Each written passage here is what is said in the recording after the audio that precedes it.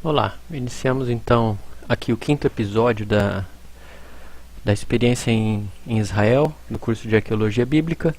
Nos 4 episódios anteriores, nós estivemos aqui no norte de Israel, né? Nazaré, Cesareia Marítima, Cafarnaum, Hatzor, Megido, né? Tudo nessa parte norte aqui do país. E nesse episódio a gente vai voltar aqui para Jerusalém e vai ser um capítulo, um episódio especial, né, sobre Jerusalém, tendo em vista que lá tem muita coisa para a gente tratar. O primeiro compartilhamento que eu quero colocar aqui é sobre o túnel de Ezequias, né, e também compartilhando sempre as leituras bíblicas que se relacionam com esse sítio arqueológico. A primeira delas aí no segundo livro dos Reis, 20:20. Vamos acompanhar a leitura aí. Ora, o restante dos atos de Ezequias e todo o seu poder, e como fez a piscina e o aqueduto, e como fez vir a água para a cidade. Porventura não estão escritos no livro das crônicas dos reis de Judá? Em 2 Crônicas 32, 2-4, quando Ezequias viu que Senaqueribe tinha vindo com o propósito de guerrear contra Jerusalém, teve conselho com seus príncipes e seus poderosos para que se tapassem as fontes das águas que haviam fora da cidade. E eles o ajudaram. Assim, muito povo se ajuntou e tapou todas as fontes, como também o ribeiro que corria pelo meio da terra, dizendo: porque viriam os reis da Síria e achariam tantas águas. E também em 2 Crônicas, também foi Ezequias quem tapou o manancial superior das águas de Gion, fazendo-as correr em linha reta pelo lado ocidental da cidade de Davi. Ezequias, pois, prosperou em todas as suas obras. O que foi esse túnel de Ezequias, né? Por uma questão de segurança militar, né, Ezequias mandou, como rei, né, de Judá, à época ele mandou escavar então um túnel, né? Aqui tem uma ilustração. Esse túnel faz um caminho sinuoso aí, né, embaixo da terra, fazendo então com que a água que estava do lado de fora dos muros da cidade pudessem chegar até o lado de dentro da muralha. Isso era muito importante porque quando os inimigos sitiavam a cidade, eles poderiam sobreviver muito mais tempo, né, se estivessem com água, né, com uma fonte aí inesgotável de água. Então essa água percorre, né, desde da fonte, né, de Gion até o tanque de Siloé, né, até o tanque de Siloé, onde também nós temos relatos bíblicos aí. Aí é uma parte muito legal porque é uma construção incrível, né, para a época. A gente está falando do Antigo Testamento, né, lembrando. Então são muitos milhares de anos aí, e você pode ir hoje lá e percorrer, atravessar então esse túnel a pé, né. Aqui desse lado direito eu estou mostrando aí a profundidade máxima que a água chega em alguns lugares do túnel, né, e aqui a água correndo ainda hoje, né, dentro do túnel de Ezequias.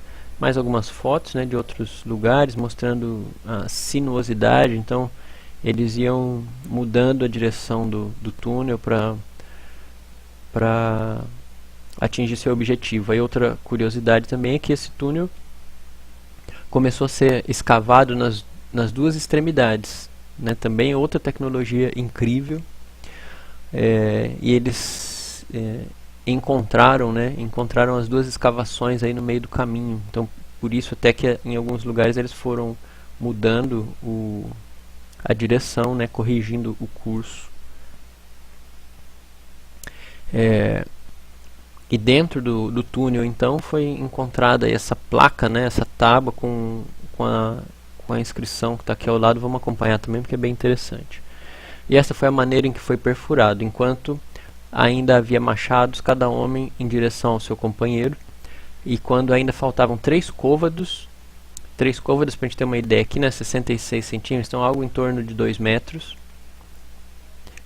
para serem perfurados, ouviu-se a voz de um homem chamando seu companheiro. Então, quando faltavam uns 3 metros de rocha, né, para os 2 túneis se encontrarem, eles já conseguiam ouvir a voz uns dos outros. Pois havia uma sobreposição na rocha à direita e à esquerda, e quando o túnel foi aberto, os cavouqueiros cortaram a rocha, cada homem em direção ao seu companheiro, machado contra machado, e a água fluiu da fonte em direção ao reservatório, por 1.200 côvados, aí algo em torno de 800 metros, por aí. E a altura da rocha acima da cabeça dos cavouqueiros era de 100 côvados, então aí mais ou menos 66 metros de profundidade.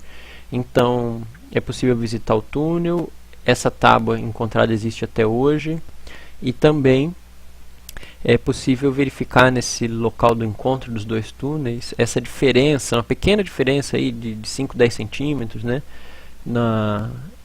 de desnível e nas laterais do túnel, onde o túnel foi terminado, né? Então, às vezes as pessoas perguntam e questionam: mas você vai acreditar na Bíblia escrita por homens, né? E através dessas coisas, né, dessas verificações arqueológicas, é que a Bíblia hoje é considerada uma fonte histórica confiável, né? Porque a Bíblia fala do túnel de Ezequias, você pode ir lá ainda hoje e verificar a existência desse túnel, exatamente como descrito nas Escrituras. Ainda falando desse mesmo rei, né, o rei Ezequias,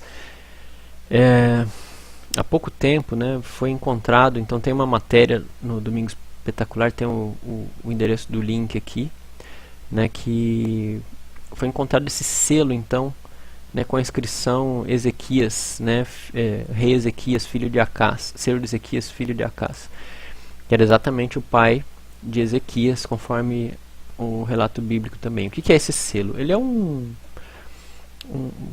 como se fosse um botão, né? Imaginando mais ou menos a dimensão, em 1 centímetro, um botão de camisa, mais ou menos. É um material feito de argila, né? Então ele servia para lacrar, então, tanto documentos, né? Então eles, eu não acho que eu não tenho aqui, eu vou depois eu posso eu vou explicar.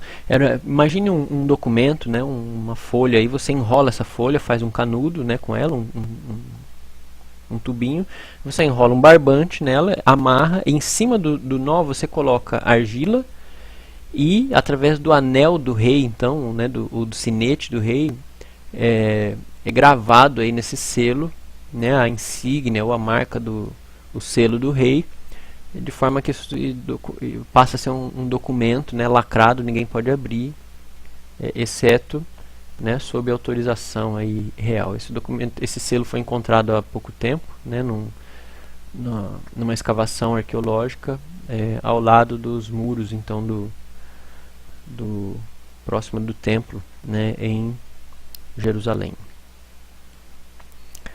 Além das informações bíblicas, né, esse documento aqui, chamado Prisma de Senaqueribe, né, ele é um pedaço de pedra, né, onde foram inscritas, então,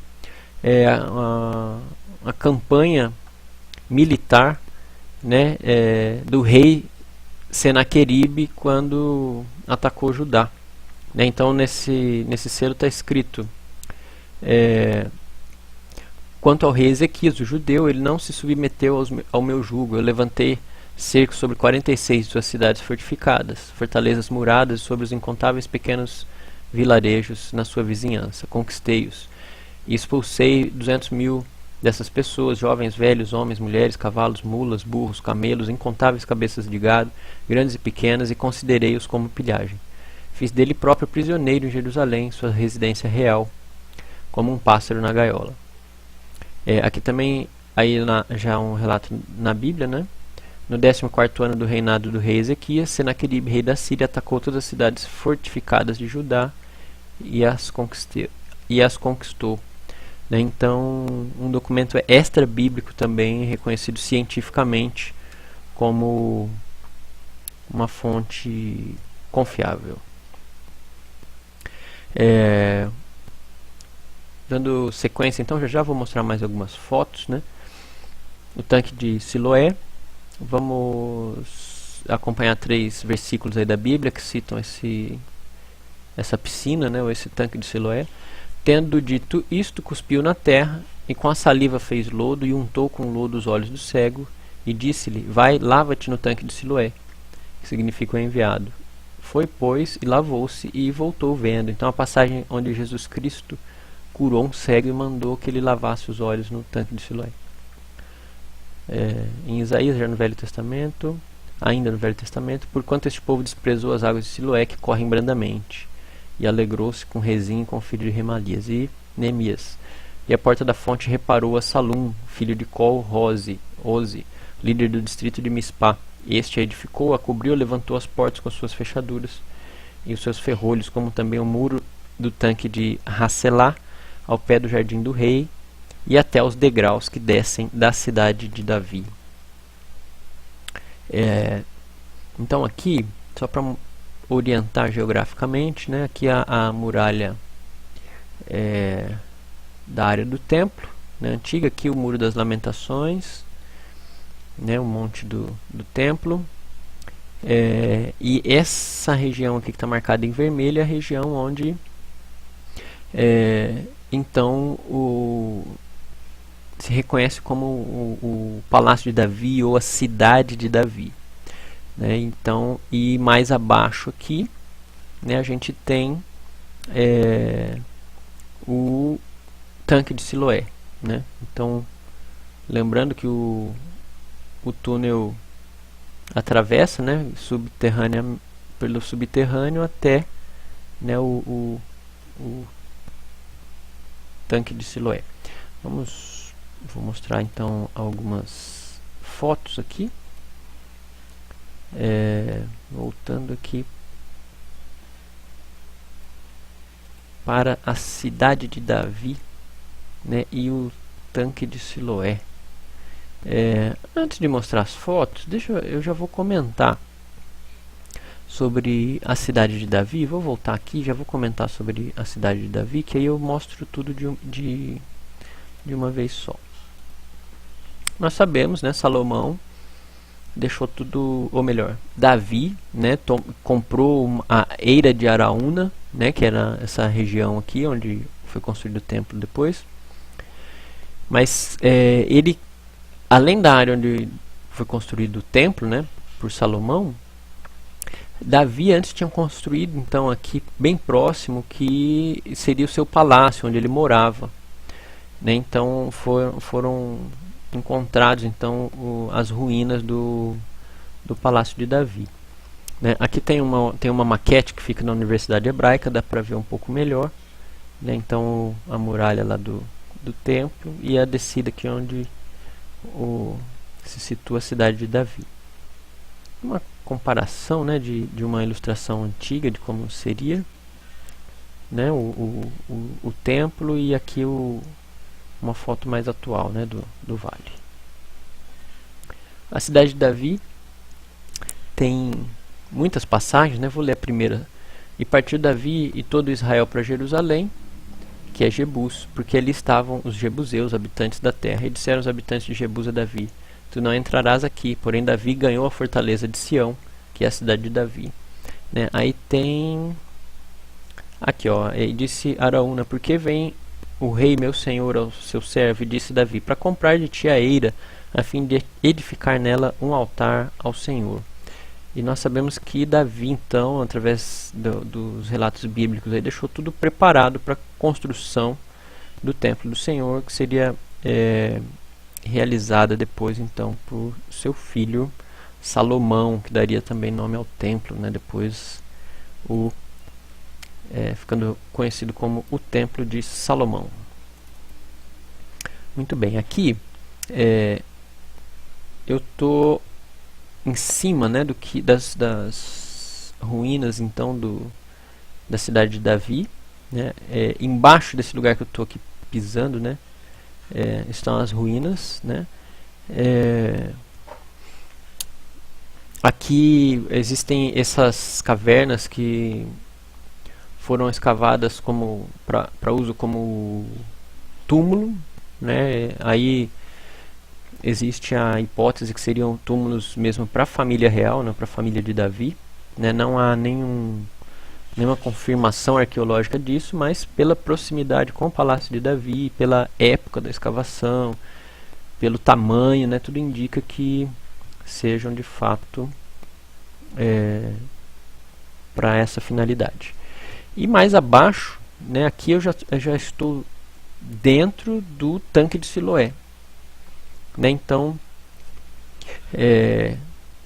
foram descobertas aí então a estrutura, né, de onde esse lugar onde nós estamos sentados aí, o grupo, né, que fez o curso. Isso aqui ficava cheio de água, então, né, onde as pessoas iam aí para se purificar, né, para depois subir ao templo, e também em busca dos milagres aí. Aí, aqui deixa eu tentar explicar. Lá atrás, né, se a gente olhar, deixa eu puxar aqui. Aqui atrás tem essa escadaria, ó, né, acompanhando aqui, e tem uma portinha. Eu entrando nessa portinha aqui, tem uma escadaria, né, lá em cima a gente consegue já ver a muralha, né, do Monte do Templo. Então aqui seria assim, ó, as pessoas vinham até aqui, se purificavam e subiam pela escadaria para entrar no pátio do templo. Então essa foto aqui, ela já é dentro dessa escadaria, quase hoje é um túnel, né, porque está soterrado, mas dá para ver então essa escadaria. Embaixo dos degraus, né, foram encontrados então jarros com cereais, e também sabe-se que esse pequeno túnel muito apertado, ele era usado como esconderijo também quando a cidade era tomada, né? À vista do outro ângulo, né, daquela portinha lá, e da escadaria que foi descoberta aí, que subia então para o templo, né? Aqui as águas que alimentam aí, né, o tanque, e que vem então do túnel de Ezequias. Aqui eu estou em cima então do que seria o sítio aí do Palácio de Davi. Uma curiosidade, então esse é o Vale do Inom, né? E aí do outro lado a gente vê a área mesmo de moradia das pessoas. Aí uma curiosidade, eu vou buscar outra foto aqui. Pela proximidade com o templo, né, o Monte do Templo, essa foto aqui dá para ver melhor. Embaixo das casas, né, então a gente tem as casas aqui, né, modernas, e embaixo delas, ó, existem essas janelinhas aqui, e o que são essas janelinhas? São catacumbas que foram escavadas aí na pedra, né, porque muitas pessoas queriam ficar ou ser enterradas aí ao lado do templo, né, pela questão mesmo sagrada aí, né, da cidade. Tem bastante lixo, é verdade, né, o pessoal joga lá, mas as pessoas moram literalmente em cima das catacumbas, então, né, do cemitério. Eu vou voltar aqui uma outra foto também. Aqui eu vou tentar aproximar. Isso que a gente vê lá do outro lado também é cemitério judeu, né? Tudo isso aí é túmulo de judeus enterrados aí próximos então ao Monte do Templo, né? As ruínas do Palácio de Davi. As ruínas, eles sabem que um dos indícios, né, que essas ruínas são no Palácio de Davi, é pela data e pela suntuosidade. Se fosse uma família mais simples, eles não teriam condição de construir um muro de arrimo desse porte, com as pedras desse tamanho. Então os indícios são, os registros, né, são de que essa base só faria sentido para realmente sustentar um palácio ou uma casa muito importante em si. Selos, né, encontrados nesse lugar. Então, como eu citei o selo de Ezequias ainda há pouco, né, esses selos foram encontrados, muitos desses selos, né, nesse lugar, demonstrando mais uma vez que seria um local que funcionaria talvez como um cartório no palácio, onde havia muito documento, né, naquele lugar. Os papéis, os documentos não sobreviveram, mas os selos, por serem cerâmicos, sim, né? Umas fotos das escavações antigas, né? Aqui é o outro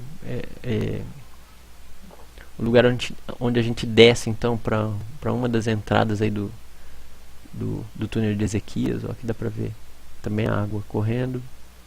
O caminho onde aqui não é exatamente o túnel, mas por onde os escavadores tiravam então as pedras, né, a terra de onde eles iam escavando. Aqui a gente está na superfície exatamente onde se deu o encontro dos dois túneis, né? Esses monolitos aí marcam, né, os dois pontos dos dois túneis, né, que se encontraram bem aí embaixo. Enfim, é isso. Então isso é Cidade de Davi, Tanque de Siloé e Túnel de Ezequias. Tem mais coisas, né, para falar sobre Jerusalém. Eu vou dar uma pausa no vídeo aqui para não ficar tão extenso e facilitar na hora de fazer o upload. Eu encerro então por aqui e continuamos no próximo episódio. Muito obrigado.